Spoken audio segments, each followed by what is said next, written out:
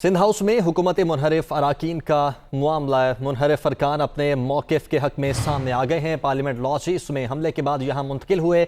ज़राए की जानिब से बताया जा रहा है सिंध हाउस के दोनों दरवाज़ों को मुकम्मल बंद किया गया है, जबकि ये भी बताया जा रहा है कि सिंध हाउस के हवाले से इंतज़ामिया और पुलिस ने सर जोड़ लिए हैं। सिंध हाउस में हुकूमत मुनहरिफ अराकीन का ये मामला है। मुनहरिफ अराकीन अपने मौक़िफ़ के हक़ में सामने आ चुके हैं।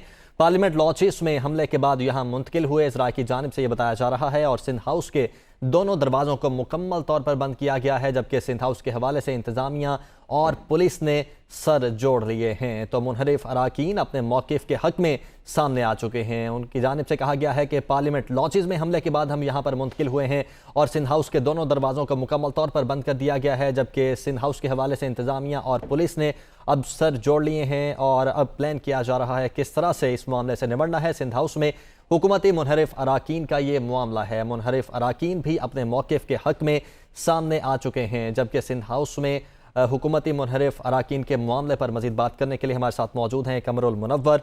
कमर, क्या डिटेल्स हैं? जी, जो मुनहरिफ अराकीन थे जिनके बारे में हुकूमत की जानिब से निशानदेही की गई थी, आज सुबह ही एक प्रेस कॉन्फ्रेंस जो है वज़ीर दाखिला शेख रशीद अहमद ने की और उन्होंने कहा यहाँ पर बहुत से ऐसे लोग हैं जो जिनको यरगमाल बनाया गया और इनके ऊपर जो है सिंध पुलिस की नफरी को तैनात किया गया है। जबकि इस हवाले से एक प्रेस कॉन्फ्रेंस जो है वो यूसुफ रज़ा गिलानी जो है पीपल्स पार्टी के रहनुमा उनकी जानिब से की गई और उनका ये कहना था कि यहाँ पर सिर्फ हमारे MNAs और जो यहाँ पर पुलिस की नफरी तैनात है, ये नफरी सिर्फ और सिर्फ इनकी सिक्योरिटी पर मामूल है। लेकिन अब ये मुनहरिफ अराकीन जिनमें राजा रियाज, नूर आलम खान जो है शामिल हैं, ये सामने आ गए हैं और इसके बाद अब जिले इंतजामिया और पुलिस की दौड़ें जो है वो लग गई हैं। इस हवाले से एक लाए अमल बनाया जा रहा है, क्योंकि आज सुबह जब वज़ीर दाखिला शेख रशीद अहमद से इस हवाले से पूछा गया था कि क्या इसमें कोई ऑपरेशन होगा, तो उनके ये कहना था कि इस हवाले से अभी तक फैसला नहीं किया गया। ताहम इस हवाले से अब बाकायदा तौर पर जिले इंतजामिया पुलिस के लोग जो हैं वो आपस में राब्ते में आ गए हैं ताकि हुकूमत की जानिब से कोई भी लाया अमल जो है वो इख्तियार किया जाए तो उस पर सिंध हाउस पर एक्शन किया जा सकता है, क्योंकि कहा जा रहा है कि ये लोग वहां पर खुद अपनी मर्जी से मौजूद हैं। इस वजह से इनको यरगमाल नहीं कहा जा सकता, क्योंकि ये जितने भी MNAs हैं ये अपनी मर्जी से सिंध हाउस के अंदर मौजूद है। इसी वजह से इनको यरगमाल नहीं कहा जा सकता। तो अगर पुलिस इस हवाले से कार्रवाई करती है तो कानूनी नुक्ता क्या होगा कि उनके खिलाफ जो है कार्रवाई अमल में लाई जा सके, क्योंकि ये कारकुनान जो थे इनका ये मुनहरिफ अराकीन है, इनका ये मौक़िफ़ है कि पार्लियामेंट लॉजिस पे जिस टाइम इस्लामाबाद पुलिस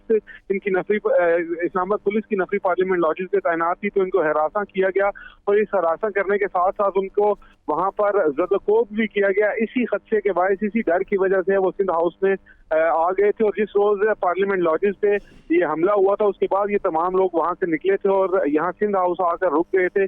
तमाम लोग इससे पहले जो थे पार्लियामेंट लॉजिस में मौजूद थे, क्योंकि जितने भी MNAs और अराकीन असम्बली होते हैं वो पार्लियामेंट लॉजिस और फेडरल लॉजिस की दो जगह हैं जहाँ पर रिहाइश पजीर होते हैं। लेकिन ये अरकान जब पार्लियामेंट लॉजिस पर हमला हुआ था उसके बाद ये अरकान वहां से निकले थे और यहाँ पर सिंध हाउस में आकर ठहरना शुरू हो गए थे और तमाम इंतजाम भी इनके यहाँ पर ही कर दिए गए थे।